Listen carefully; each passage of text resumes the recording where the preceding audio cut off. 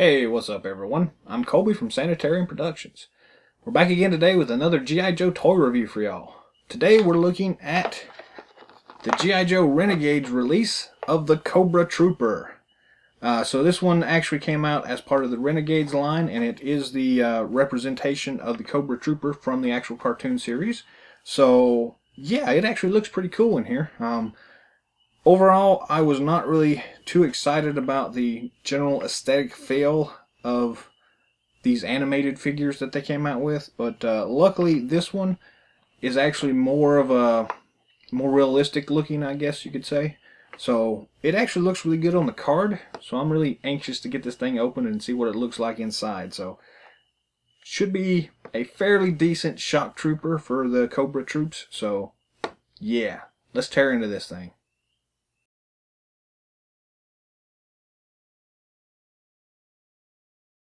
The Cobra Trooper, the Infantryman.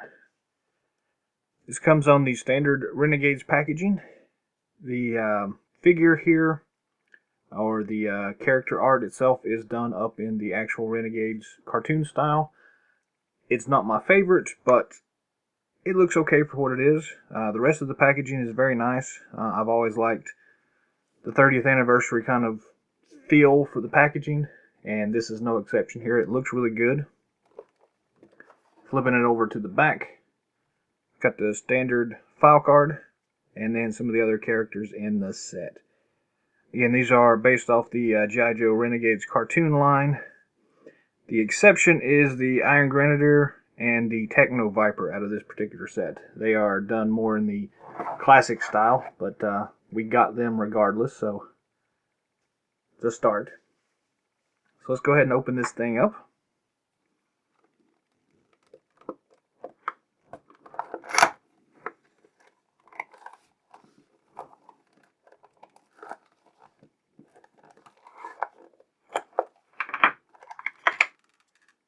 We have the figure stand here that comes on its own little separate bubble enclosure, and the figure itself. We can toss this into the recycling bin now. Pop the stand out, and let's pull the figure out as well.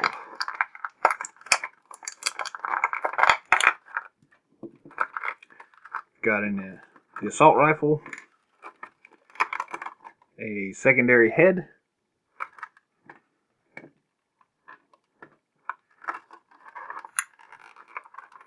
a billy club, and a set of handcuffs, which is pretty cool. We'll go ahead and zoom in now and take a closer look at the figure, but so far it looks pretty good. Starting off with the battle stand, we've got the traditional 30th anniversary line battle stand here. Has the Cobra symbol there in that raised plastic with the code name there in the front. So pretty standard, but it's nice that they do include those anyways. Take a look at the accessories first. Again, we don't get a lot with this particular figure, but we've got a billy club here, which is pretty standard. Not a whole lot of detail work on it, but it's a billy club, so you don't really need a whole lot of detail. And it does look really nice. You've got a tiny set of handcuffs. We can get this to zoom in enough. Got some nice detail work on this. I don't know how well that's going to show up on the camera, but some really nice small detail work there with the rivets and things like that. Pretty cool. The pulse blaster weapon, which basically does not have much detail at all. It does have a little bit of paint app right here on the center. Some nice detail work on the magazine clip. But other than that, not a whole lot to it. And the alternate head. Pretty nice looking sculpt. minimal detail work, but still, it's here and it's pretty nice looking.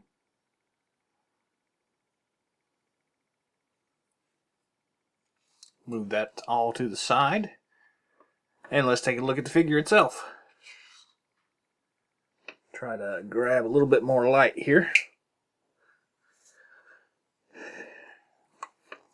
Detail work on this thing, there's actually quite a bit of detail, and it looks really good. So the folds in the flak jacket, the detail in the pants, the knee pads look a little bit oversized, but it's okay.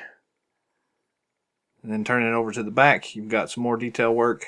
Cobra symbol with the security thing on there, which is a nice little touch. And if we can zoom in here enough and get it to focus and catch the light, the pouches on the back do have some nice little details on them as well. So overall, pretty cool looking set. Articulation wise, the head does move 360 degrees. And up and down motion as well. This crazy piece on the flak jacket for the neck kind of blocks things a little bit, but it actually still works really well. So if he's getting shot at, he can kind of duck his head down in there, and it provides very minimal target right there. So that's a nice little touch. The arms, again, nice detail work here. You got the Cobra symbol there on the shoulder pad. Standard ball and swivel joint there. So full range of motion all the way around. Same thing at the elbow joint. Full range of motion. And then the wrist is just the swivel. For the midsection, you do have the standard rib joint. With his flak jacket on, though, you don't really have a whole lot of movability here, but it is there and it is present, just limited a little bit by the flak jacket. Standard T-hook at the waist, no impediment there whatsoever. Double knee joints, and the standard swivel and rocker at the ankle. So all in all, quite a bit of flexibility with this figure. As you'll notice, these oversized knee pads can pop off pretty easily. They're just attached here with this little peg system. And if I can hold on to it long enough, we'll stick it back on there, and it just kind of pops in place there. So you will probably need to be wary of that if you're posing it a lot, because these things just pop off pretty easily. So, but all in all, it looks really cool. It's got some nice colors going on, and it's pretty nice looking. As far as the weapons go, we'll start with the billy club. You can fit it in his hand either way. Let me get this thing in here. There we go. Fits in there pretty easily, so you can go the traditional way. You can flip it up like this. Well, I say that. There we go. Flip it up like that and use it. And you can also hold it by the other handle and just whack somebody upside the head with it. So, pretty cool. The handcuffs fit on the wrist pretty easily, like so. For a lot of these particular figures, getting them to be able to move their entire forearms close enough together to be able to lock them in place is not going to happen, front or back. Back is a little bit easier.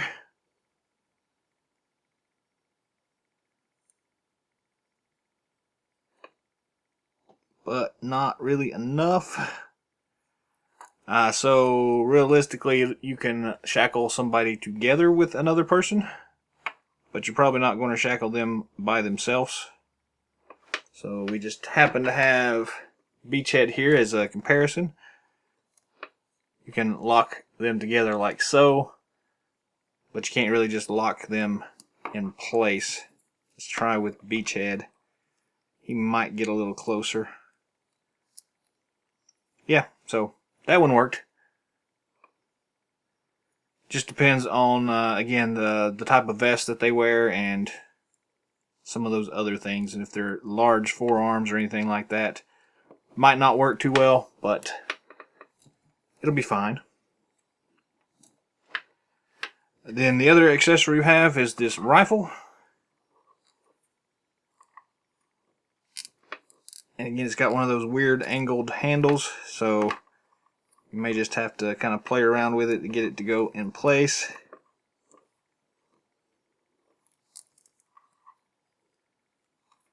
But once you do, it stays in place really well. And you can grip it without any problems whatsoever, so yeah, it works. As far as the alternate head goes, you have two of these to look at. You have the standard regular person man, and then the more kind of generic soldier here. And the head just pops on there like so. On the head, or on the body itself, it's really not going to make much difference which one of these you go with. This neck piece does cover most of the lower part of the body anyways, the face. So yeah, it's nice to have that additional sculpted head, but not a lot of difference in them, to be honest with you. So yeah, but all in all, it's a really cool looking figure. It works really well. It's nice to have another version of the Cobra Trooper, and I'm glad that it is more the realistic style of figure than opposed to the cartoon version. It looks really nice, so yeah, it's pretty cool. One last thing I'll point out. On the back of his flak jacket, you've got this little bitty hole down here below the belt. You can take your handcuffs and just slip them in there, like so. And he can carry the handcuffs with him pretty easily, so he can hold all of accessories except for the extra head. And you don't have to worry about losing them too much, so it's a nice little touch. And it's cool that it does that.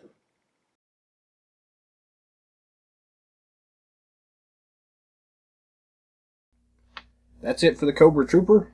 Overall, a pretty decent figure. The color scheme works really well. The accessories are a little sparse, but it's a nice figure.